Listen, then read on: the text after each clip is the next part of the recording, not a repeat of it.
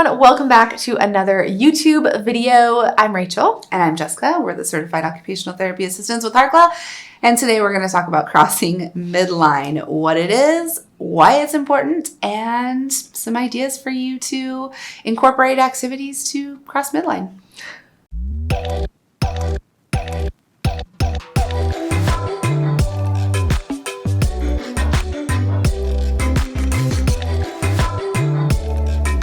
I have a lot to say on the topic. I know you do. What the heck is crossing midline? You have an invisible line down the middle of your body, and it basically means to cross that midline, right? We're doing a dance, having a good time, crossing midline. Yep, so you're crossing part of your left side of your body to the right side of your body, vice versa. And when you do this, you're actually connecting both sides of your brain together because you do also have a left hemisphere and a right hemisphere of your brain. And anytime we cross midline with our body, with our eyes, then we are creating new neural pathways in the brain.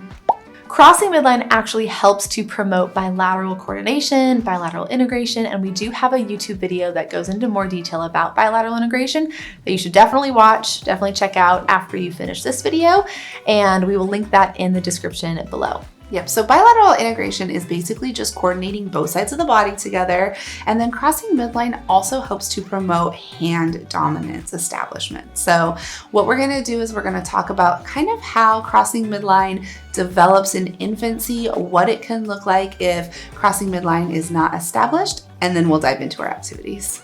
So in infancy, a baby will generally start to cross midline while they're laying on their back between 2 and 4 months. Yep, and then as they progress through some developmental milestones, they will start reaching across their body to reach for their opposite foot and begin that feet play by about 6 to 7 months. At about 8 months, we'll see them sitting generally and reaching across their body or across that midline in order to pick up toys and grasp certain objects. Yep, and then in toddlerhood, they should begin to spontaneously reach across midline during a variety of activities, whether it's while they're playing with their toys, while they're eating and drinking, and then while they're learning pre-writing strokes and scribbling. Successful crossing midline skills should be fully developed and emerged by about 8 to 9 years old. So that is a long time for these skills to develop and for those skills to get stronger. And 8 to 9 years, and we're looking at these skills. So we're going to talk about some of these activities that you can do to help promote this crossing midline. And if you're seeing challenges, let's figure out why. Let's also talk about what those challenges might look like as your child is developing through these first 8 or 9 years. What's it going to look like if they're struggling to cross midline? The first thing, they might only use one hand during play. Now, when a child is young, like under the age of 3, we want them to be using both hands. I know my son right now, he's 19 months. He will color with a crayon with his left hand for a minute, and then he'll color with a crayon with his right hand for a minute, and he'll switch. I'm not concerned about that at all because that is typical for him to figure out what hand feels better, which hand is dominant. So if they're only using one hand and maybe neglecting their opposite hand, that could be a potential factor of some crossing midline deficits as well as some other things we want to look into. Another sign of challenges with crossing midline is if your toddler does not spontaneously reach across the other side of their body when they're playing. So if there's a toy on the left side of their body and they're not spontaneously reaching across with their right hand, that can be a sign. The other impact that this has is that crossing midline helps to develop core or trunk strength and control and stability. So when we reach across midline, our trunk rotates and activates all of those core and trunk muscles to help develop that strength and stability. Going along with hand dominance, if we don't see a child develop a consistent hand dominance by 5, 6, 7 years old when they are in school and working on writing, that is definitely something that we want to look into. We want them to be holding the writing utensil with one hand, stabilizing the paper or the object with their opposite hand, because we need that brain development to occur, and by having an established hand dominance, that will help. Going along with that, if your child is switching hands during these fine motor activities, so maybe they are starting a cutting activity with their right hand, and they get through that cutting activity a couple of snips, and then they automatically switch to their left and they start cutting with their left hand. Now, like Rachel said, for her son who's under 2 years, it's not a concern at that age. However, once your child reaches elementary school age, kindergarten, first grade, if they are continually switching hands with these fine motor tasks, that can be a sign of crossing midline challenges. Going a little deeper into bilateral integration, tasks like tying shoes or buttoning a shirt or eating and stabilizing with the opposite hand, if those tasks are really challenging, maybe the child hasn't mastered them. I mean, a child should be tying their own shoes by about 5 to 6 years old. That's the goal in OT. That's what we like to push for. Then we can identify what's the underlying cause. Are they struggling with that bilateral coordination? Are they struggling with the fine motor skills? Are they struggling with being able to cross midline? Let's identify that, but we definitely want to promote those bilateral coordination tasks during everyday activities. One last sign that your child might struggle with crossing midline is going to be challenges with visual perception and ocular motor skills tasks, specifically reading and writing in elementary school. So, like we mentioned earlier, crossing midline is bringing one side of the body across that invisible midline to the other side. This also includes your eyes. So anytime you are visually tracking like a ball flying through the air, anytime you are reading or writing, your eyes are moving back and forth and crossing midline. And so if your child is struggling with those activities, it could be a sign. Mm-hmm.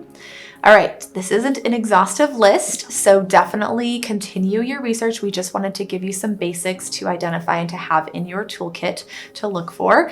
But let's talk about some of our favorite activities that you can do to promote crossing midline. If you want to incorporate these with your kids, your clients, your students, these are good for every child, not just if your child might struggle with crossing midline or bilateral coordination. Every child can benefit and should be doing these activities. Number 1 is infinity loop drawing. So the infinity loop is that figure 8 that's turned sideways. And what we like to do is draw this on a piece of paper or on a whiteboard on the wall and have your child make sure that they are centered to that infinity loop so that their nose is like right at the center of that infinity loop, so that when they are tracing and drawing this infinity loop symbol, they are consistently crossing midline with not just their hand, but also with their eyes. And then we also like to promote doing this with both hands, just so that we're getting both sides of the body, both sides of the brain interacting and connecting together. Love the infinity loop. Such a good fun. one. Another activity we like to call windmills. So this is where you are looking up to the sky, reaching your arms up, and then reaching down to your toes and touching your right arm to your left leg, and then going back up to the sky with your arms and your head and your eyes, and then going back down and touching your left arm to your right toe, and vice versa. Continuing that motion, we get a lot of vestibular integration, a lot of visual vestibular work with that one. Make sure that you do some proprioceptive input afterwards to help ground that nervous system if we're having any potential adverse reactions to that movement. Another activity going along with that one are jumping jacks. Believe it or not, jumping jacks really work on using both sides of the body and coordinating those fluid movements. Oftentimes kids will struggle with coordinating those movements. They will only move their arms, they'll only move their legs. They won't be fluid and sequential. So we want to work on those sequential movements, getting them fluid, and using a mirror is really helpful to identify where their body is and to help them recognize that spatial awareness and how to move their body appropriately to successfully do a jumping jack. Going along with those, so another motor coordination activity for crossing midline is cross crawls. And so this is where you're going to lift one leg up in the air, bending your knee, so bringing your knee up, and then touching that knee with your opposite elbow, going back to your standing position, and then doing it with the other knee and your other elbow. This is a very challenging activity for kiddos who maybe have never done it before, but also if your child really struggles with crossing midline and bilateral coordination, it'll be challenging, so it's a good one to practice. A fun play-based activity is to use painter's tape on the floor and make roads and drive cars or ride horses or whatever your child is interested in to maneuver through those different roads and pathways with painter's tape. Now you can get really creative with your painter's tape creations. You can add loop-de-loops, you can add zigzags, you can add squares, circles, infinity loops even, and using those full body movements while driving those cars, crawling on the ground, really helpful to promote that crossing midline. It's a great one for toddlers. So I just did it over the weekend with mine. The next one is really great for young children. You can do this with your infant, with your toddler, and then of course with your younger children, but is to have them laying on their back and to practice reaching across to grab their foot with their opposite hand. A fun way to promote this for toddlers or young children would be to put stickers on their feet and have them reach with their opposite hand to grab a sticker off of their foot and maybe put it on a piece of paper. Then use their other hand to reach to their other foot and grab the sticker. And that can be a fine motor activity too. So for younger kiddos, they can be laying on their back while they're doing that activity. But for older kiddos, you could have them sitting on a chair or a therapy ball or some unstable surface that they have to balance and hold their body upright and work on that postural control. Reach down and grab that, or bring their toe up and reach and meet in the middle across that midline to grab their sticker off of their toe and then put it maybe behind them so they have to rotate their trunk as well. So there's a lot of different ways you can modify it. Just takes a little out of the box thinking, a little creativity. The last one that we're going to talk about is very functional and great for school-age children to start learning some life skills, would be to clean windows, clean tables, do these chores that require big arm movements to like wipe things down. And this is great to do with both hands. So have your child use the rag or the paper towel to wash that window, really or the car with big arm movements, and then switch and make sure you do it with the other hand or use both hands at the same time.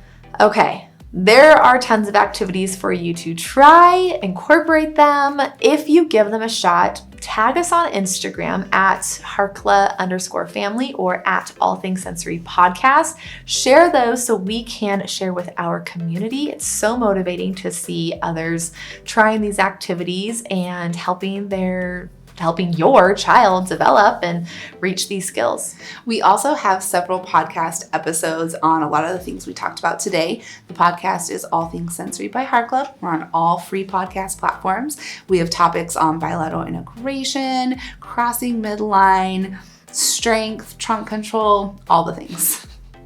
Don't forget to subscribe to our YouTube channel if you haven't already. We do launch a new video every Tuesday. Podcasts launch on Wednesday. So you've got something good to listen to every week.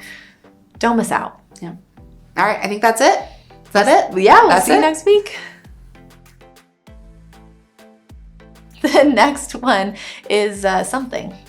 No. Dang it. I was like, damn, that was so good. I know. I thought about it and then I forgot. Okay.